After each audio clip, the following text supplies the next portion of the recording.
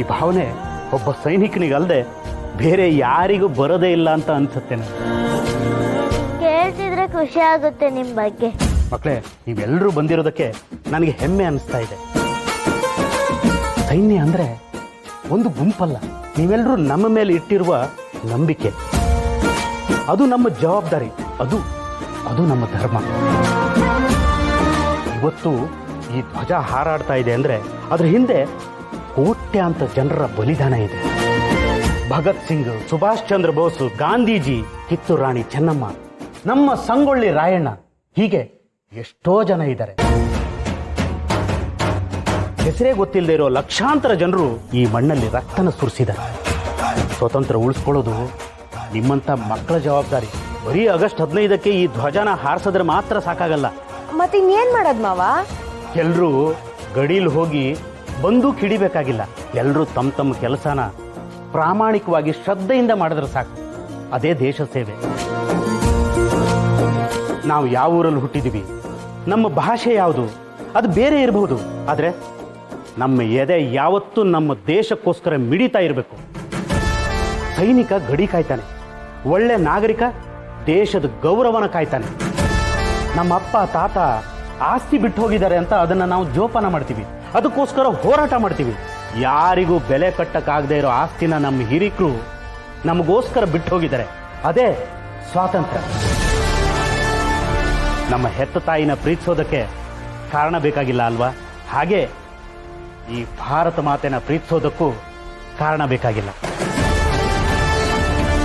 ಅವ ಎಂತ ಮಾತು ಹೇಳಿದ್ರಿ. ನಿಮ್ ಮಾತನ್ನ ನಾವ್ ಎಲ್ರೂ ಫಾಲೋ ಮಾಡ್ತೀವಿ. ಇಂದಿನ ಮಕ್ಕಳೇ ನಾಳಿನ ಪ್ರಜೆಗಳು ಅಂತಾರೆ. ಅದಕ್ಕೆ ಮಕ್ಕಳ ಹತ್ರನೇ ನಿಮ್ಗೆ ಸ್ವಾತಂತ್ರ್ಯೋತ್ಸವದ ಶುಭಾಶಯ ಹೇಳಿಸ್ದೆ. ನನ್ನ ಸೊಸೆನೇ ನನಗೆ ಬಂಗಾರ. ಮಕ್ಕಳೇ, ಒಳ್ಳೆ ಪ್ರಜೆಗಳಾಗಿ ಬದುಕಿ, ಆಯ್ತಾ? बोलो भारत माता की जय! बोलो भारत माता की जय! बोलो भारत माता की जय! ಏನ್ ಹೇಳ್ತಿದ್ದೆ ಮದಪ್ಪಣ? ನಮ್ಮ ಹೆಣ್ಣೈಕ್ಳ ಕೈಲಿ ಕ್ರಿಕೆಟ್ ಆಡ್ಸದ ಅಂದ್ರೆ ನಿನ್ನ ಮಾತಿನ ಅರ್ಥ ಹೆಣ್ಣು ಮಕ್ಕಳ ಹತ್ರ ಆಡಿಸಬಾರ್ದು ಅಂತನ? ನಿನ್ನ ತಲೆಯಲ್ಲಿ ಖಂಡಿತ ಹೆಣ್ಣು ಒಂದು ಶಕ್ತಿ ಅಲ್ಲ ಅಂತೆಲ್ಲ ಇರಲ್ಲ. ಆದ್ರೂ ಈ ಹೆಣ್ಮಕ್ಳ ಹತ್ರ ಯಾಕೆ ಆಡ್ಸೋದಕ್ಕೆ ಹಿಂದೇಟಾಗ್ತಾ ಇದೆಯಾ? ಮಾದಪ್ಪಣ, ನಿಂಗೆ ಸಂದಾಗಿ ಗೊತ್ತೈತೆ, ನನಗೆ ಜಗತ್ನಾಗಿರೋ ಎಲ್ಲಾ ಹೆಣ್ಮಕ್ಳು ತ್ಯಾತ್ಯ ಸಮ. ಜಗತ್ನಾಗೆ ಸೃಷ್ಟಿ ಮಾಡೋ ಯೋಗ್ಯತೆ ಯೋಗ ಎರಡು ಇರೋದು ಇಬ್ರಿಗೆ. ಒಂದು ಬ್ರಹ್ಮದೇವಂಗೆ, ಇನ್ನೊಂದು ಒಂದು ಹೆಣ್ಣಿಗೆ. ಆದ್ರೆ ಆ ಬ್ರಹ್ಮನ್ನ ನಾವ್ಯಾರು ನೋಡಿಲ್ಲ, ಆದ್ರೆ ಪ್ರತಿದಿನ ಒಂದು ಹೆಣ್ಮಗಿನ ನಾವು ನೋಡ್ತೀವಿ. ಅದಕ್ಕೆ ನನಗೆ ಹೆಣ್ಮಕ್ಳು ಅಂದ್ರೆ ಆಟ ಒಂದು ಗೌರವ. ಅದಕ್ಕೆ ಯಾವಾಗ್ಲೂ ಒಂದು ಹೆಣ್ಮಗಿನ ನೋಡಿದಾಗ ಅವಳಿಗೆ ತಲೆ ಬಾಗಿಸಿ ನಮಸ್ಕಾರ ಮಾಡಿ ಅವ್ರ ಕಾಲ್ ಮುಟ್ಟೋಣ ಅನ್ಸುತ್ತೆ. ಅಂತ ಹೆಣ್ಮಕ್ಳು ರಾಣಿ ಮಹಾರಾಣಿರಂಗೆ ಆರಾಮಾಗಿ ಕೂತ್ಕೋಬೇಕು. ಅದು ಬಿಟ್ಬಿಟ್ಟು ಈ ಎದ್ದು ಬಿದ್ದು ಗುದ್ದಾಡ ಆಟದಾಗೆ ಮೈಕೈ ನೋವು ಮಾಡ್ಕೋತಾರಲ್ಲ ಅಂತ. ಅದು ಅಲ್ಲದೆ ನಾವು ಗಂಡೈಕ್ಳಾಡೋ ಆಟದ ಮಧ್ಯಾಗೆ ಅವರು ಆಡಿದ್ರೆ ನೋಡೋ ಜನ ಏನ್ ಅನ್ಕೋತಾರೆ, ಏನ್ ಮಾತಾಡ್ತಾರೆ ಅನ್ನೋದು ನನ್ನ ತಲೆನಾಗೈತೆ. ಮಾವ, ಗಂಡು ಹೆಣ್ಣು ಒಂದೇ ಅಂತ ನಾನು ಹೇಳ್ತೀನಿ. ನೀನ್ ಬೇಡ ಅಂದ್ರೂ ನಿನ್ ಟೀಮಲ್ಲಿ ನಾನಿದ್ದೀನಿ.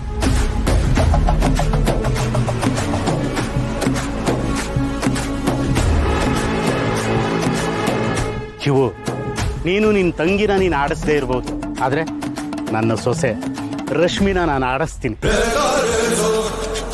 ರಶ್ಮಿ, ಬಾರ.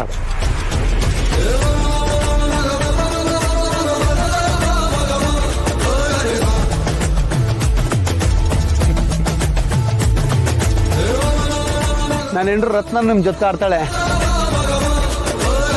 ರತ್ನ,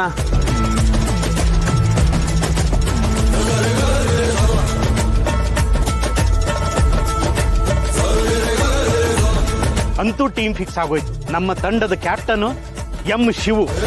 ಶಿವುಗೆ ಶಿವುಗೆ ಶಿವುಗೆ ಮಕ್ಕಳವ್ವ, ಎಲ್ಲ ನಿಂದೆ ತಾಯಿ, ಎಲ್ಲ ನಿಂದೆ. ಈಟೊಂದು ಜನ ನನ್ನ ನಂಬ್ಕೊಂಡು ಬಂದವ್ರೆ. ಇವ್ರಿಗೆ ಊಟ ತಿಂಡಿ ಕುಡಿಯೋಕ್ಕೆಲ್ಲ ವ್ಯವಸ್ಥೆನ ಹೆಂಗಪ್ಪ ಮಾಡ್ಲಿ? ಶಿವು, ನೀನು ಮನ್ಸಲ್ಲಿ ಅನ್ಕೋತಾ ಇರೋ ಮಾತು ನನ್ನ ಕಿವಿ ಕೇಳಿಸ್ತಪ್ಪ. ನೀನು ಯಾವುದಕ್ಕೂ ಏನು ಯೋಚನೆ ಮಾಡಬೇಡ, ಎಲ್ಲದಕ್ಕೂ ನಾನಿದ್ದೀನಿ. ಈ ಕಾರ್ಯಕ್ರಮದ ಪ್ರಾಯೋಜಕರು ಬೇರೆ ಯಾರು ಅಲ್ಲ, ಒನ್ ಆ್ಯಂಡ್ ಓನ್ಲಿ ಮಿಲಿಟರಿ ಮಾದಪ್ಪಣ್ಣ. ಹಿಂಗೋಗಿ ಹಿಂಗೆ ಬರ್ತೀನಿ. ಸರಿ ಮಾದಪ್ಪ.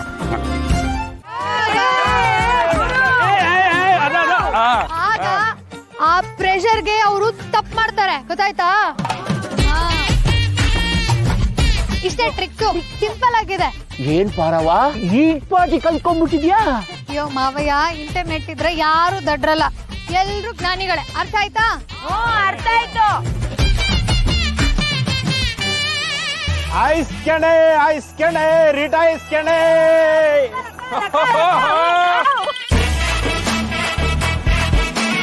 ಹಾಯ್, ಏನ್ ಮಾದಪ್ಪಣ ಮಾರಿಗುಡಿ ಮಾಲಿಂಗನ್ ತರ ಬಂದ್ಬಿಟ್ಟಿದ್ಯಾ? ಇದೇ ಖುಷಿಗೆ ನಿಮ್ಗೆಲ್ರಿಗೂ ಐಸ್ ಕ್ಯಾಂಡಿ ಕೊಡ್ತೀನಿ. Wonderful wonderful. ಯಾರಿಗೂ ಹೇಳ್ಬೇಡ. ನೋಡಿದ್ರ ಹೆಂಗೆ ನಮ್ father in law is A spanner of the cricket match. ಗುಂಡು, ನಿಮ್ ಫಾದರ್ ಇನ್ ಲಾ ಸ್ಪ್ಯಾನರ್ ಅಲ್ಲ, ಸ್ಪಾನ್ಸರ್. ಓ ಅದೇ ಅದೇ.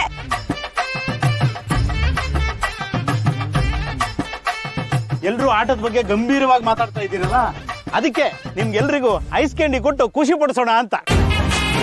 ಏನ್ ಅಂಕಲ್, ಈ ಬಿಸಿಲಲ್ಲಿ ತಣ್ಣಗಿರೋ ಐಸ್ ಕ್ಯಾಂಡಿ ತಿಂದು ಇವರೆಲ್ಲ ಏನಾಡ್ತಾರೋ. ಹೋಗ್ಲಿ ಬಿಡಿ, ನಿಮ್ಮ ಆಸೆ ಈಡೇರ್ಸೋಣ. ಕೊಡಮಿ ಇಲ್ಲ. ಹಾ. ಹೆಂಗಿದ್ಯವ್ವ? ಸಖತ್ತಾಗಿದೆ. ರತ್ನ ಬಂದೆ.